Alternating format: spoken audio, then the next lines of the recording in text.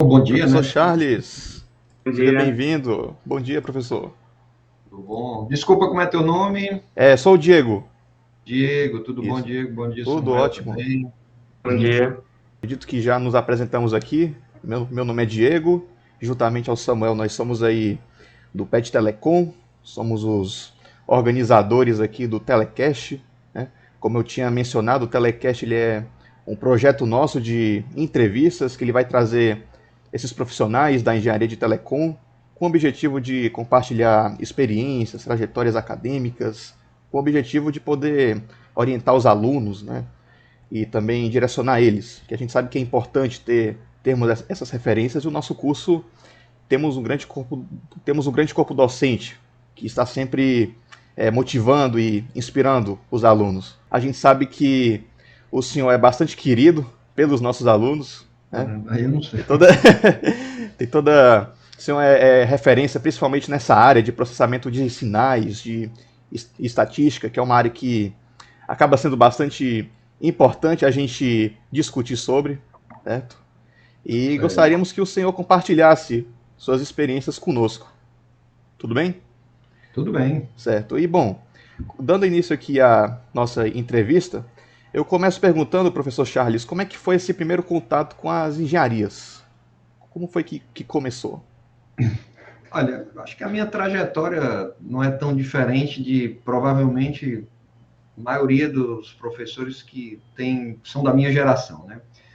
Eu me identificava por matemática, gostava, né, no ensino médio, fundamental de matemática e física.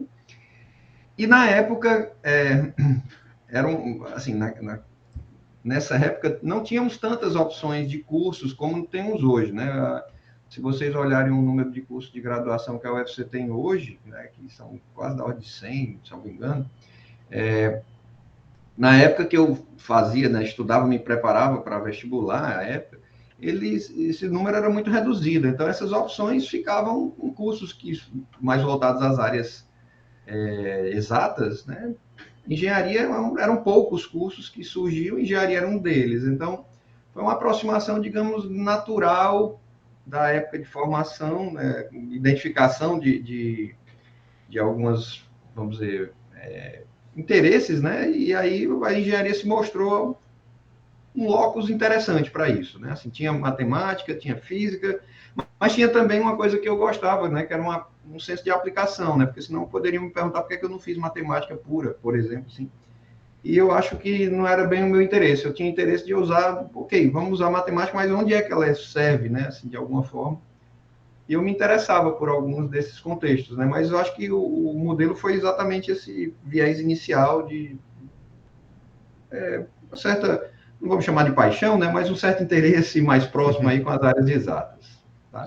E aí eu entrei, fiz o curso, o vestibular e entrei para o curso de engenharia elétrica, né? Que nós na época tínhamos apenas 4 cursos de engenharia no C de tecnologia, e elétrica era um deles que estava mais alinhado a isso, né? Assim, os outros eram engenharia civil, engenharia química e, salvo engano, engenharia mecânica. Então, desses aí, engenharia elétrica tinha essa componente um pouco vinculada à eletrônica, que no início dos anos 90 estava muito em alta também, que foi quando me despertou um pouco o interesse. Né? Então, acabei entrando para engenharia elétrica, aqui na UFC, fazendo o curso de graduação. Uhum. E como é que surgiu essa afinidade na área de telecomunicações? Essa daí, digamos que demorou um pouco mais. Porque é mais difícil de você identificar, em especial quando você está num curso que ofereciam muitas possibilidades. De novo, né? Hoje a gente migrou para um modelo onde os alunos já entram em cursos que, embora tenham suas especificidades também internas, mas eles já afunilam um pouco mais, né? A área de telecomunicações ela faz parte da grande área de engenharia elétrica, assim como outras áreas, engenharia de computação, controle e automação, robótica, mecatrônica, são todos nomes que derivaram da área de engenharia elétrica. Então, eu comecei o curso sem ter uma noção muito clara, verdade seja dita, que de qual sub-área dentro da engenharia elétrica eu faria, vamos dizer assim, procuraria me identificar. Na época não tinha telecomunicações ainda.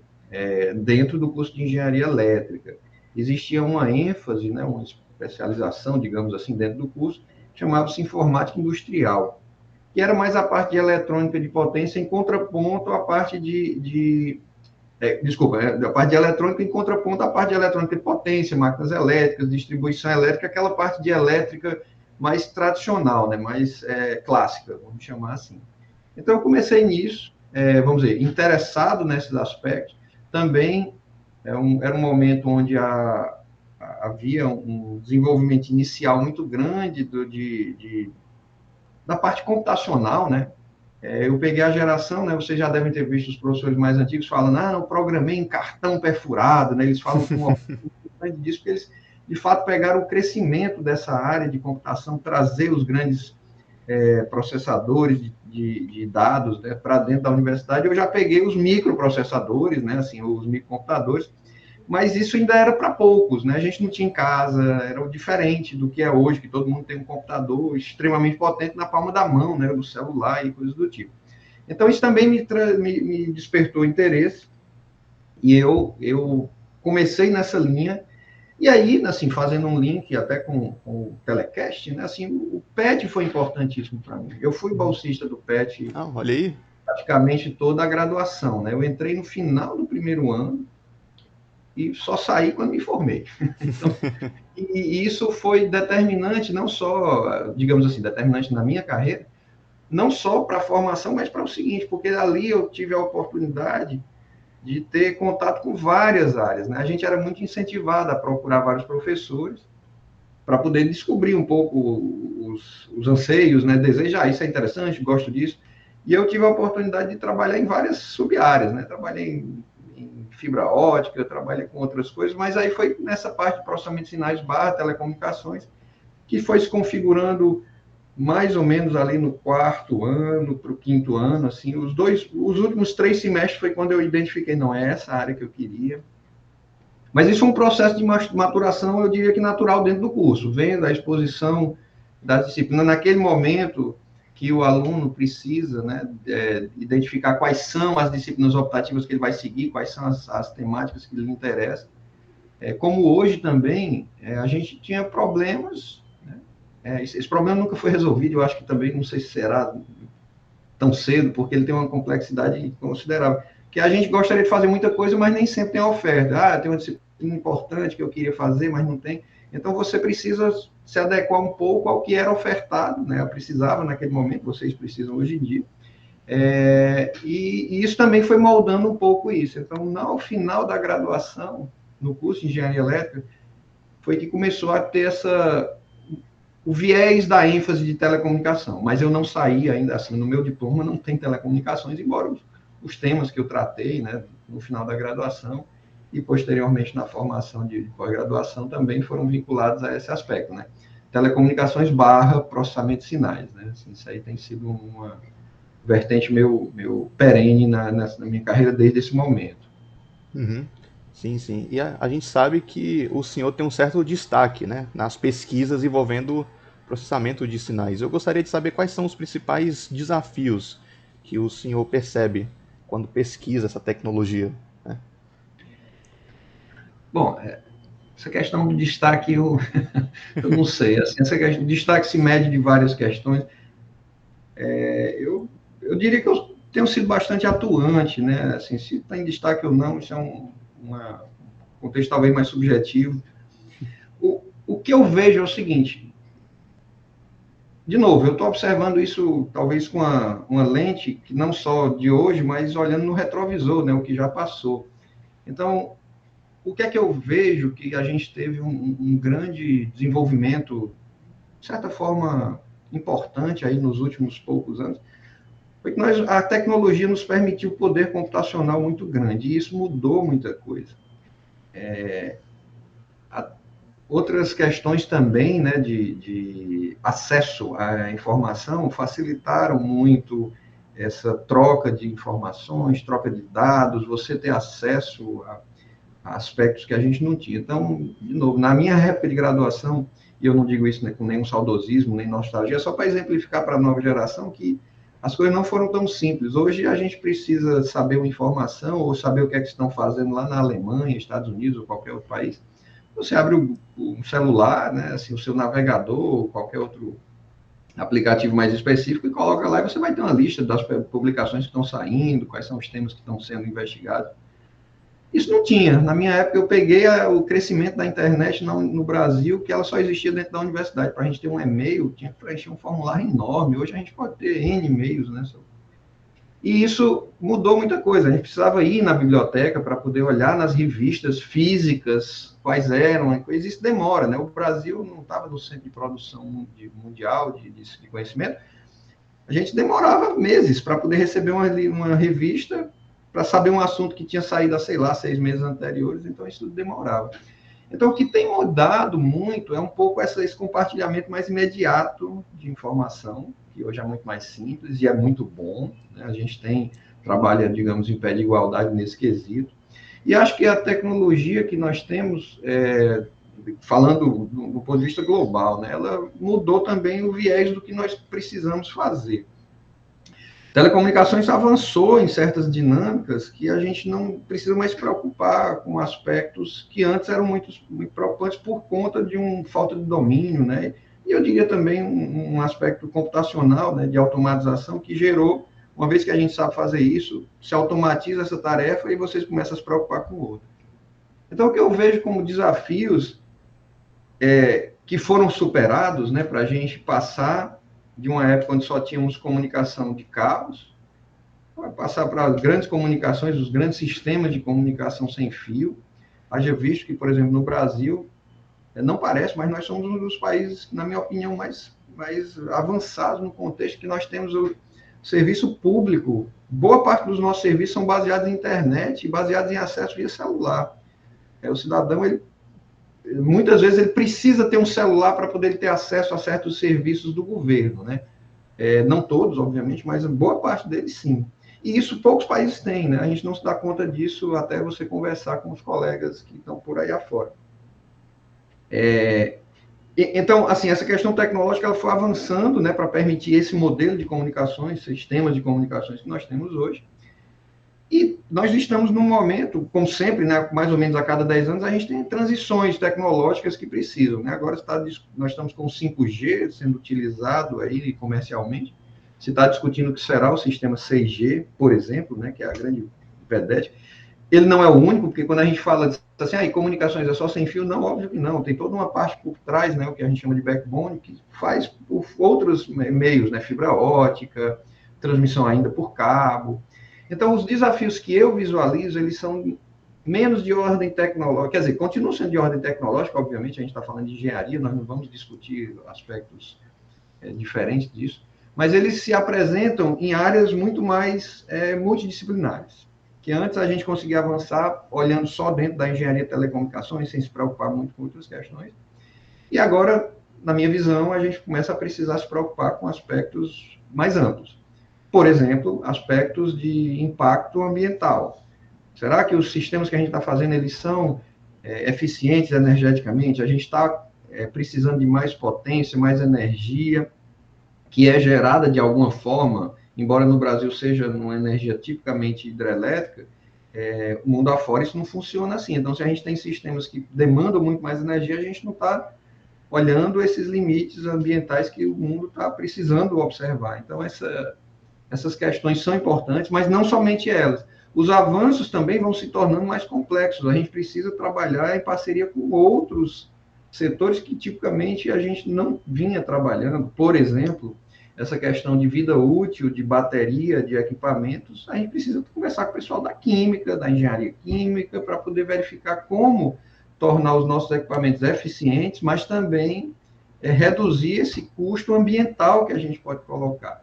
Então, acho que os grandes desafios para frente são dar continuidade a esse crescimento tecnológico, mas de uma forma sustentável, né? Não dá para a gente ficar imaginando que o mundo continuará tendo uma oferta de energia, por exemplo, falando aí de uma dimensão somente, uma oferta de energia ilimitada, né? Sem nenhuma preocupação com o que está acontecendo em outros setores, né? No caso de telecomunicações, eu acho que a gente também poderá ser um elemento importante de não solução, né, mas de contribuição, de contribuir para essas soluções, do tipo sistemas de monitoramento para poder verificar situações de aquecimento, de secas, coleta de dados, tratamento de informação.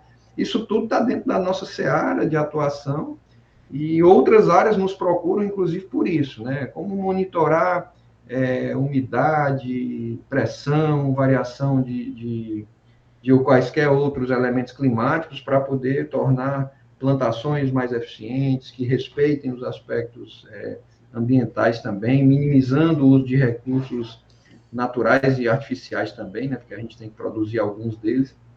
Então, tudo isso eu acho que serão desafios que os novos, né, engenheiros de telecomunicação vão ser expostos também, além, digamos, os típicos, né, de trabalhar com aspectos de melhoria da tecnologia, incremento das velocidades, confiabilidade dos links de comunicação e coisas do tipo.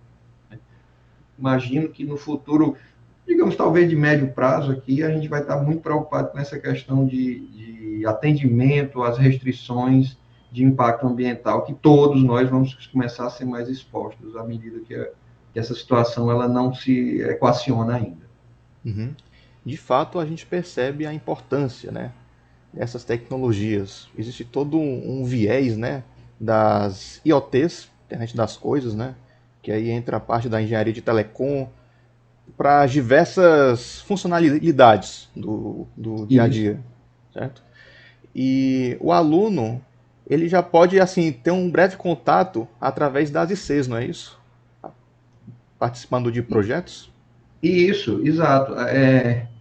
Bom, de novo, assim, a gente tem um modelo de formação, né, que ele vem sendo, ele evolui, não parece, mas ele evolui. Uhum. Ele tem uma dinâmica de evolução talvez mais lenta do que nós gostaríamos, porque as gerações e os alunos, eles mudam também com uma rapidez diferente. Só que a gente não pode fazer mudanças muito bruscas, porque isso poderia mudar totalmente, assim, acabar, né, o que a gente chama de legado. Você tem pessoas que estão formadas que não trabalham em sistemas que ainda estão operando. Então, isso tem uma dinâmica muito importante de ser mantida, embora corrigindo e aprimorando rotas. Então, acho que um ponto que os alunos, em particular de qualquer temática, né, qualquer área, mas em particular nas engenharias, o envolvimento, quer seja iniciação científica, quer seja nos projetos de extensão, quer seja nos projetos de desenvolvimento, o aprendizado é muito grande, porque você é exposto, né, a problemas reais que estão acontecendo no mundo real agora, e não você fica imaginando, e faz o casamento com aquela teoria que você estudou, porque aquela pergunta que o aluno sempre faz, eu fiz, vocês fizeram, para que é que serve? Para que é que serve esse negócio que o professor de cálculo está tão empolgado falando aqui? Então, esse casamento de onde a teoria encontra a prática, nos projetos é onde a gente vê isso de forma mais explícita. E aí, a iniciação científica, ela é o local natural desse crescimento, né? Vamos dizer, da aplicação da teoria que o aluno estudou com algum problema prático.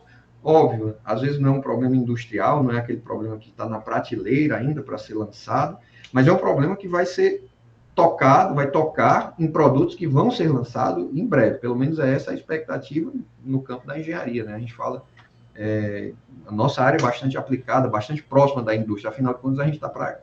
A nossa formação tem que fornecer soluções para a indústria, né? A indústria, no sentido amplo aí, né? O setor produtivo, né? De comércio, de quaisquer questões. Então, essa atuação em projetos, iniciação científica, extensão, né, de uma forma ampla, é onde eu vejo que os alunos conseguem, talvez, ganhar essa maior motivação, né? Nossa, de fato, isso acontece. Olha só onde é que a gente...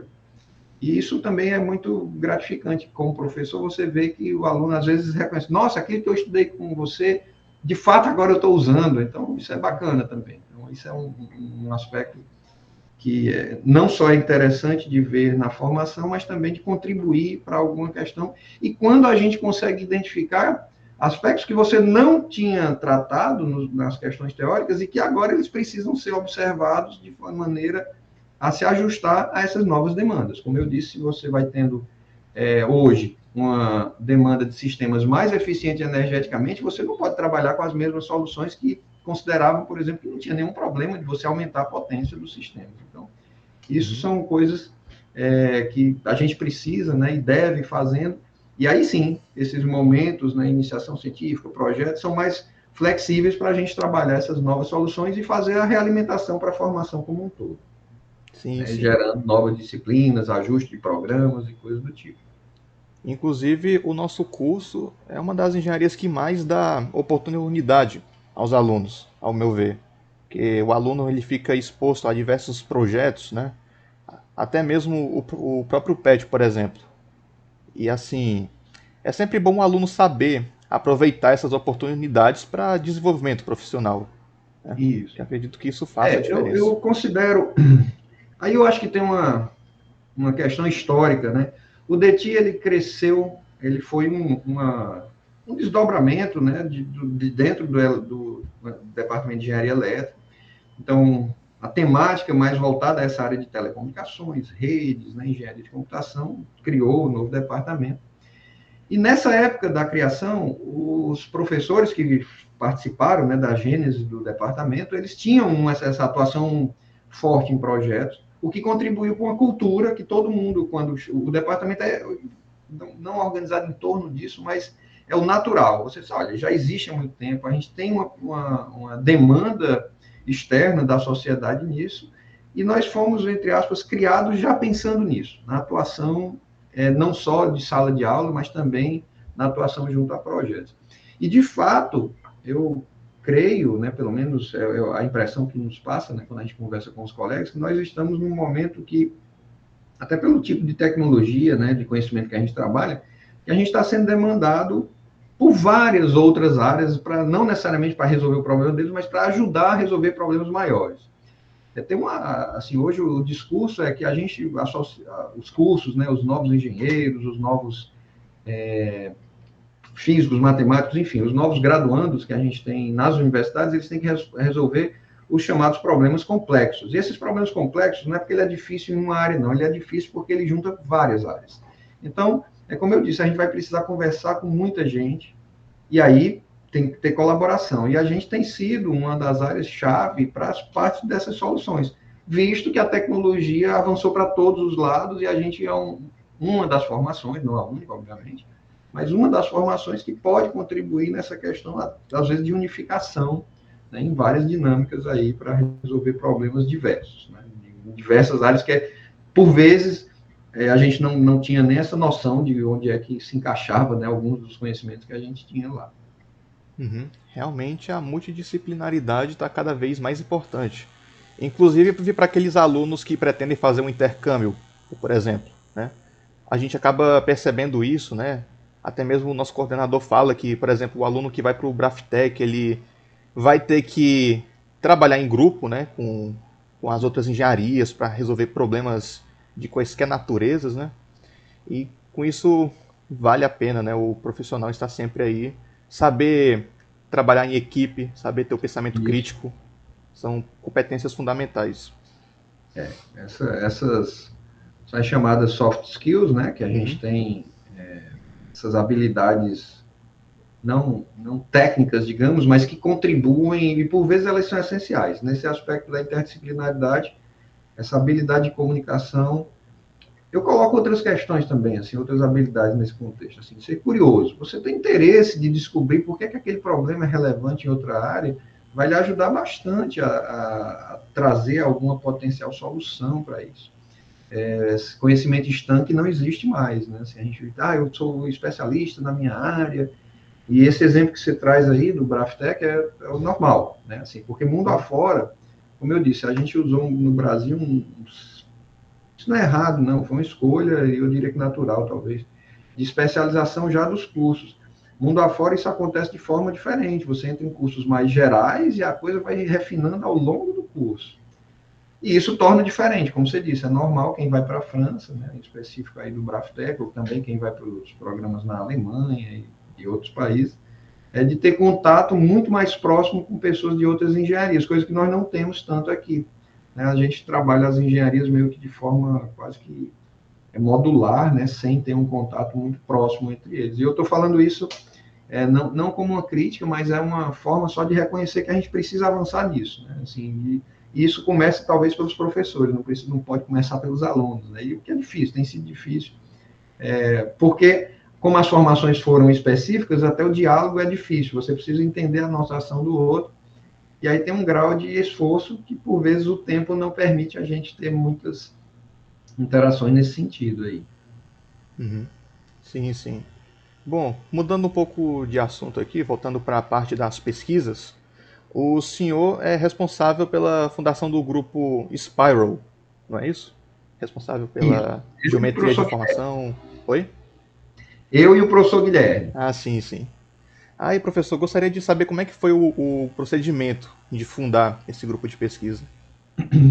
Olha, o laboratório, né, ele foi criado talvez por uma demanda, não demanda, né, era um desejo inicial da gente estava num momento, não parece, né, o Spiral ele começou oficialmente, né, a funcionar com um local físico em 2022, março de 2022. Mas essa criação do prédio, vamos dizer, o processo de construção, de elaboração de uma proposta do projeto, ele começou muito antes. Como várias coisas que acontecem no serviço público e demoram, né, isso data de 2008. Então, a gente passou mais de uma década com problemas para a construção do prédio, porque, não da nossa parte, mas porque várias empresas começavam, assumiam a obra e diziam, não posso desistir. E aí isso tem uma regra pública que você precisa refazer todo o processo de licitação, e isso demorou. Então, a gente passou por algumas obras, continuações de obras, algumas foram refeitas partes da obra, porque sempre se tinha uma empresa que dizia que não dava para continuar exatamente o que a outra fez, então tinha que refazer certas partes. Mas isso em 2008 era quando a gente estava num momento onde querendo avançar um pouco nessas temáticas de processamento de sinais barra aprendizado de máquina. Naquela época tinha outro nome, né? Assim, não era nem o que hoje se chama de inteligência artificial, mas a gente tinha uma noção ou um desejo de avançar nessas temáticas de processamento de sinais, congregando várias pessoas, né? Então, o processo de criação do laboratório, ele foi meio que uma necessidade, foi um desejo inicial de grupo, ela foi se tornando, vamos dizer, mais premente, quase que uma necessidade, fruto do crescimento de certas áreas que nós tínhamos competência de fazer. Né? Então, hoje a gente identifica esses nomes de ciência de dados, aprendizado de máquina, inteligência artificial, que não tinham tanto protagonismo naquela época por vários motivos, né? Quer fosse uma ausência de formação de alguns, quer fosse uma ausência de demanda específica por esses nomes. À medida que o tempo foi passando, né, a gente foi quando foi feita a proposta, o laboratório ele não tinha um nome como tem hoje, assim, de Spiral e tal, mas ele era temática, né, assim, processamento de sinais e controle, alguma coisa do tipo. O nome Spiral foi vamos dizer, congregou vários aspectos aí das competências e linhas de pesquisa que a gente queria atuar. E aí começou com alguns professores, né? Assim, eu e o professor Guilherme estamos mais à frente da coordenação, né, do laboratório, mas tem outros professores que participam, né? Então, professor Walter, professor André, professora Miquela, professor José Tarcísio também, todos do DETI, assim, e outros professores que não estão no DETI, mas que também vieram se juntar a nós, né? O professor Júlio Anjo, que é da nossa pós-graduação, mas é professor lá em Itapajé. Isso é meio dinâmico, né? Assim, a gente agrega pessoas de maneira temática, né? Elas trazem competências que se alinham às dinâmicas.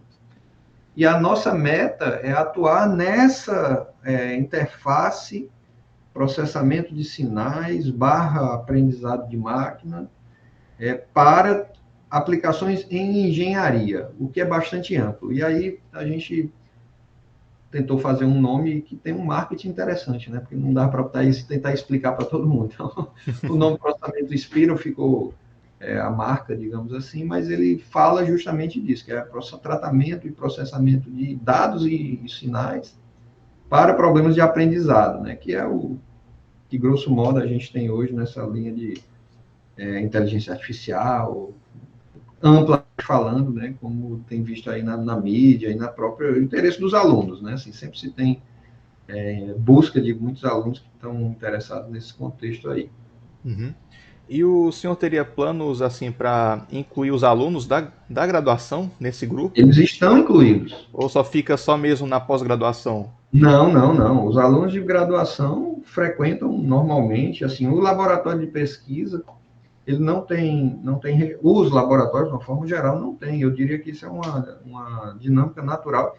E, aliás, isso é uma dinâmica que, no Brasil, nós somos pioneiros mundialmente. Se você for, quem for, que tiver oportunidade, eu já fui, né, num desses intercâmbios, vai ver que é raro você encontrar professores, né, que tenham atuação com aluno de graduação, porque o aluno, em geral, está muito preocupado com a formação, no sentido de seguir os cursos, as disciplinas, etc.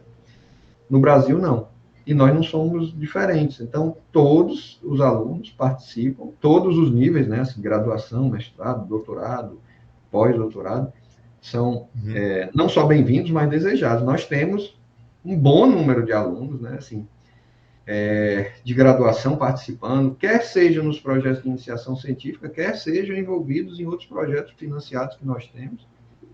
E eu diria que estamos sempre de portas abertas. Por vezes, o difícil, o limitante é financiamento. Não se tem bolsa para todo mundo, mas, em geral, a gente tenta adequar-se pesquisas com os interesses que estão ligadas às áreas de interesse do laboratório, né, do grupo de professores, com os dos alunos também. Então, os alunos de graduação não só já estão incluídos, são muito bem-vindos e mais que quiserem se juntar a nós nessas temáticas também serão sempre bem-vindos. Sempre é o nosso, vamos dizer assim, ferramental maior, né, que são os alunos, e a gente trabalha com bastante carinho os alunos de iniciação científica. É óbvio que os resultados esperados deles são de ordem diferente, visto que eles estão num momento de formação mais intenso do que os de outros níveis.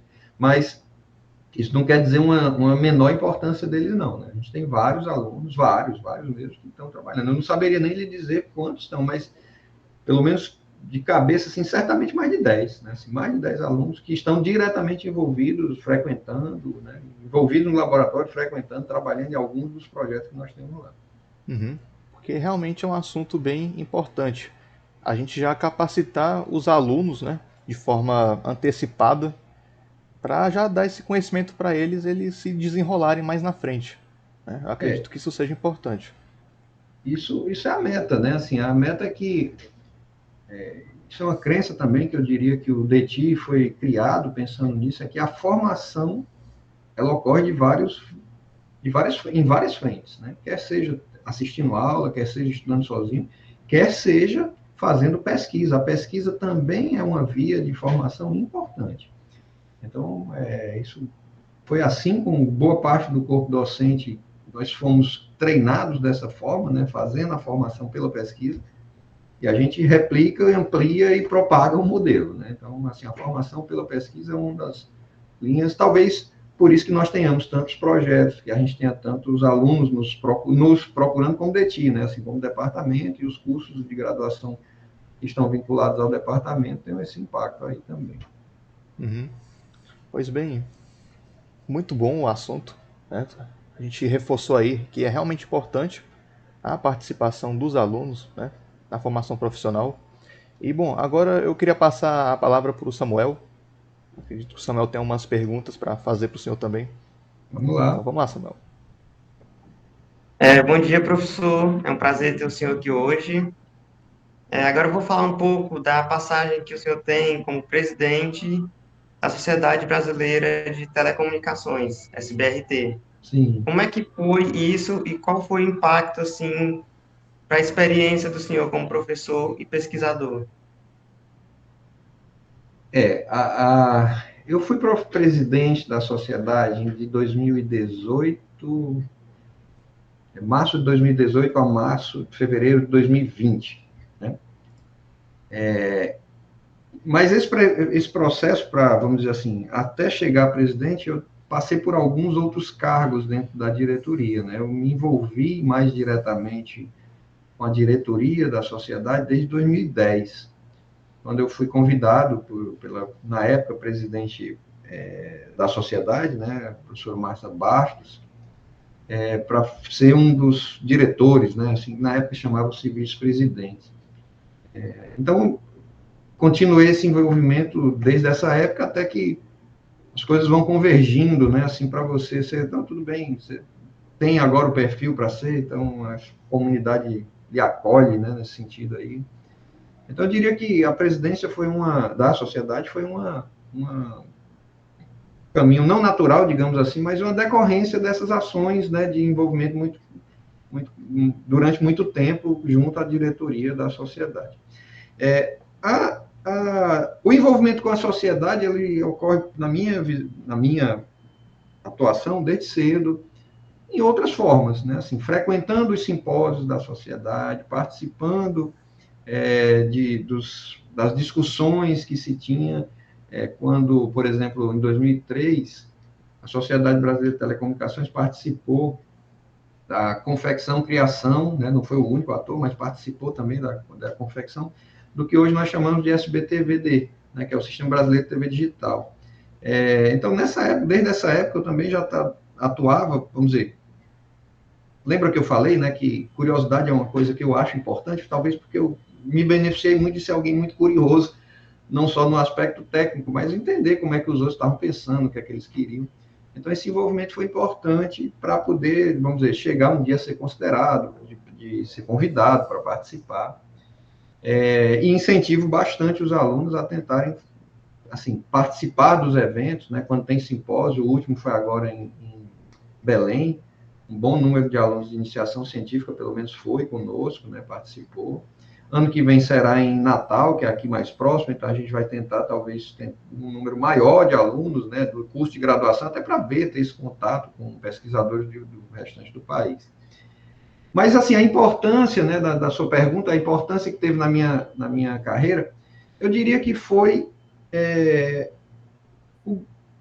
a possibilidade do conhecimento de várias realidades. Que quando você tem que trabalhar com pessoas do Brasil todo, a gente começa a pensar fora da caixa, no sentido de que não é só o meu problema, não é só o meu aluno de iniciação científica, o meu aluno de graduação. Você precisa entender o que é que está acontecendo, e se você tem um problema aqui, você precisa dizer, será que alguém lá em São Paulo, no Rio, Recife, Salvador, qualquer lugar do país, já passou por isso? Então, essa possibilidade de uma rede de conexões, de você entender a realidade do outro e tentar, vamos dizer, coletar as boas experiências ou evitar os erros que os outros cometem, né? Assim, aprendizado preventivo, digamos, foi muito importante no desenvolvimento de várias questões, inclusive de aprendizado didático, né? Assim, quando eu comecei a dar aula, eu tinha um comportamento, eu via as disciplinas de uma certa maneira, e a gente aprende isso com os próprios erros, mas aprende com os dos outros também. E esses erros dos outros, você precisa conversar com as pessoas, precisa conhecê-las, ter acesso, elas lhe contarem as questões. Então, isso tudo foi um aspecto importante. Mas, assim, a posteriori, né, passando a diretoria, eu acho que o impacto maior é você ter uma noção de como é que se organiza a comunidade de telecomunicações acadêmica no país. Também alguma noção da comunidade industrial também, né? A gente não tem acesso a todas as empresas, né? Nem era essa a missão da sociedade, mas ela me permitiu ter uma noção bastante precisa de onde estão os grupos, quais são as principais expertises deles, quais são as especialidades mais fortes de cada um. Se a gente precisar fazer lembra dos problemas complexos? Olha, a gente tem um problema grande, precisa contar com mais gente. Hoje é mais fácil. Antes, quando você não está envolvido dessa forma, você tem uma dificuldade maior, você tem que fazer várias interações, perguntar para várias pessoas. Então, hoje eu tenho uma boa visão, né, assim, considerar uma boa visão dessas experiências e expertises que os grupos de pesquisa no Brasil e até no exterior a gente tem por conta dessa passagem, não só pela presidência, mas eu diria pela diretoria, né? Foi praticamente uma década aí que eu passei atuando próximo aí da diretoria, culminando, né, com a minha participação como presidente. Hoje eu continuo lá como conselheiro, né? Não na diretoria executiva, mas como conselheiro da sociedade também disso aí. Certo. Agora, falando um pouquinho mais, dando uma palavrinha um pouquinho mais voltada para os alunos, quais são, assim, os conselhos que o senhor daria para quem está entrando agora na engenharia? Quem está pensando, por exemplo, em seguir uma parte mais de processamento de sinais? O que é que o senhor acha, assim, as habilidades e os conhecimentos que são essenciais? Olha, eu acho que o que eu vou dizer são conselhos genéricos, né? Vocês já devem ter escutado, os alunos, de uma forma geral, escutam. Assim, a gente tem que primar, um engenheiro, ele precisa ser uma pessoa, ele é enxergado pela sociedade dessa forma, é uma pessoa que chega trazendo soluções, né? E aí essas soluções, elas não são quaisquer, né? Tem às vezes até uma versão meio anedótica de que o engenheiro faz as coisas de qualquer maneira, mas isso não é bem verdade, porque senão a gente não tinha os grandes sistemas tecnológicos funcionando, né? Uma ponte não funcionaria do jeito que ela funciona hoje, com controle de vibrações e coisas do tipo. Mas, assim, o aluno precisa ter uma atenção especial à sua formação básica. O advento da computação e o ganho que nós tivemos com o desenvolvimento de muitos sistemas computacionais, softwares específicos, parece ter tirado de alguns a noção de que ele e ela precisam entender o que aquele software está fazendo. E isso são o que eu considero de essencial. Até porque a gente não pode ter um erro causado por um software, porque, não, eu usei e não conferi os cálculos, não entendi aquele resultado, copiei o que a máquina me deu e colei lá no sistema. Então, para atuar em qualquer área, acho que o ponto essencial é tenha assim, zelo pela sua formação básica. Formação, ela requer várias questões, ela requer tempo e dedicação, como qualquer coisa na vida, para você fazer, ela não vai acontecer do dia para a noite. E isso requer uma certa persistência. É óbvio que tem aquelas coisas, e eu não estou dizendo isso aqui, romantizando, eu fiz disciplinas na graduação que eu não me lembro de absolutamente mais nada. E isso é normal, mas elas são importantes. E quando eu digo assim, não me lembro mais nada, é até um exagero, obviamente, porque eu não trabalho cotidianamente com ela. Mas, para dar um exemplo, hoje eu estou envolvido em projetos de aplicação de processamento de sinais em outras áreas, de área de química, por exemplo, que aí sim, a minha formação de química serviu. Eu tenho que rever menos coisas, elas me servem. Mas eu não usava ela até um dia desse. Então, esse zelo com a formação, a gente precisa ter, porque em algum momento isso retorna. E aí você já tem, chame como quiser, um V0, um background inicial. Mas essa parte é bastante importante. Eu também, uma coisa que eu acho que é um conselho, talvez um autoconselho, né? Sejam curiosos, né? Fiquem buscando sempre coisas, não fiquem buscando só repetir o que o professor está dizendo, né? Olha, ele me mandou fazer o exercício 1, 2 e 3. Será que o 4 não é importante? Deixa eu olhar aqui o que seria esse novo exercício. Sejam curiosos para poder você ver avançando, porque formação, ela tem que lhe dar as ferramentas para você ir além. E esse além depende de uma fagulha interna, né? Os alunos têm que descobrir essa fagulha e como colocar ela em prática. E na área de processamento de sinais, é uma área que tem mudado, avançado, né? Nem mudado, mas tem avançado muito rapidamente. Então, você precisa estar antenado com os conhecimentos, né? O fundamental matemático, físico, que já tem, e também com as novas metodologias, né? Se vocês olharem aí, essas grandes ferramentas que se fala hoje em dia, de deep learning, redes convolucionais, isso tem 10 anos, assim, arredondando um pouquinho aqui, e os currículos que a gente tem na universidade foram pensados há mais tempo do que isso. Então, agora, né, a gente tem um novo PPC entrando em formação que vai já levar em consideração alguns desses aspectos novos, mas essas revisões, elas ocorrem mais lentamente, é o que a gente começou na nossa conversa aqui falando, elas ocorrem mais lentamente do que a gente tinha vontade que elas fizessem, porque não dá para dar guinadas muito rápidas. Então, esse ajuste, olha, eu estou achando isso interessante, e o professor não cobre, porque o conteúdo já está determinado, será que ele não poderia falar em poucas aulas, dar uma palestra, esse tipo de coisa é importante. Então, sejam curiosos para identificar aquilo que vocês enxergam, não necessariamente como potencial e tudo, mas assim, eu estava curioso, onde é que eu enxergo isso, assim, A curiosidade desperta também o interesse dos professores de uma forma geral. Assim, os alunos curiosos, você fica mais instigado a dizer assim, então vamos avançar um pouquinho, vamos olhar essa coisa que estão falando, saiu ano passado, novos métodos, novas tecnologias, porque não dá, assim, o tempo é finito, né? As disciplinas já estão, falando em particular das disciplinas, estão muito bem delimitadas ali, número de horas, créditos, atividades, avaliações, etc. E às vezes não dá tempo, mas para os interessados, os curiosos, que eu estou chamando, esse interesse extra também será recompensado com interesse extra dos próprios professores. Né? Assim, isso é um aspecto que eu julgo em qualquer formação essencial. Assim, ter zelo pela formação e ter curiosidade de avançar. Porque repetir o que acontece, o que já foi feito, que alguém já sabe fazer, isso não avança o conhecimento, não avança a sociedade. A gente está aqui para, de certa forma, servir à sociedade, né? Então a gente tem que contribuir com novas coisas. Não esperem saber tudo para fazer coisas novas. Essas coisas novas requerem uma visão diferente. Você tem que apontar para frente e dizer, ok, já se entendi essa parte, vamos para frente. Então, mas não cai na disciplina. Bom, mas é isso que vai fazer o diferencial na carreira de quase todo mundo, eu diria, tá?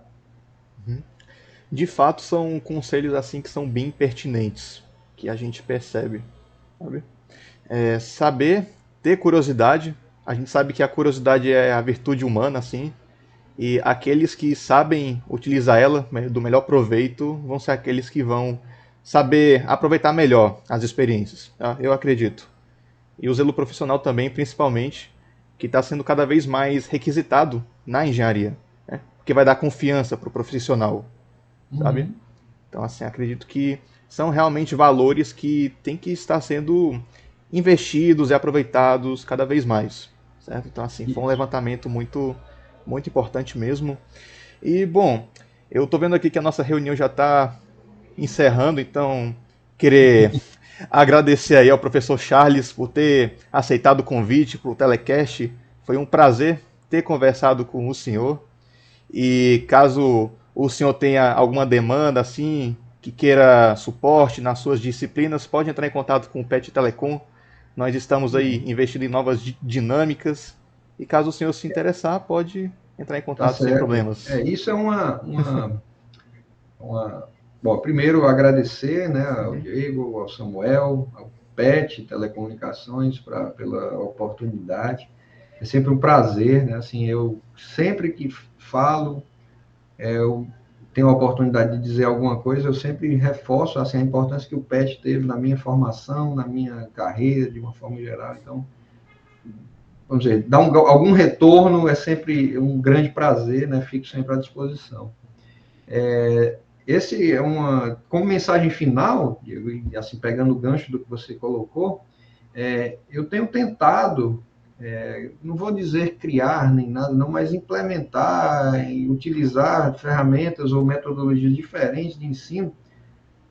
E aí eu acho que o PET pode ajudar bastante, porque a minha ideia é de tentar adequar um pouco mais as expectativas dos dois lados, né? Do que a gente quer, que tenha uma formação sólida dos alunos, mas também que seja uma formação interessante para os alunos, que não seja aquele negócio, aquela coisa de uma aula maçante, que não tenha nenhum vínculo com o que eles vão enxergar na atuação profissional. Né? Então, isso é um aspecto que eu vou procurá-los também para a gente discutir algumas dessas questões, mas aí eu deixo para os alunos, né, assim, a mensagem. Essa questão também tem o outro lado. O aluno precisa estar disposto a aprender de outra forma, né? E de outra forma, ou reforçando alguns aspectos, tem um trabalho, um esforço adicional de todo mundo, né? O aluno se adequar a algumas novas dinâmicas, e o professor certamente até sofre primeiro, né, do que o aluno nesse sentido. Mas eu acho que a meta para todo mundo é de reforçar os pontos que eu estava colocando antes. Né? Assim, uma formação sólida, uma formação tendo zelo por ela e que favoreça, permita que essa curiosidade do aluno encontre eco, né, nas ações, e ele diga, tá aqui, eu encontrei nesse momento uma possibilidade, uma abertura para a gente dar seguimento aí no que eu queria fazer. bom? E também, obviamente, ficar à disposição para os que tiverem interesse, né, e curiosidade de buscar, de trabalhar, atuar nessa área de processamento de sinais, telecomunicações de uma forma ampla. À disposição aí pelos canais tradicionais, inclusive o pessoal, né? Principalmente, é melhor, a conversa é sempre melhor com olho no olho, tá? Fica à disposição aí de vocês, o PET, quando acharem que eu posso contribuir, estou totalmente à disposição. Bom, então, dado aí os ensinamentos, né? Ficamos por aqui. Nos vemos pelos arredores do DETI. Até Pronto, breve, pessoal. à disposição. Tchau, pessoal, Tchau, obrigado aí. tchau, obrigado.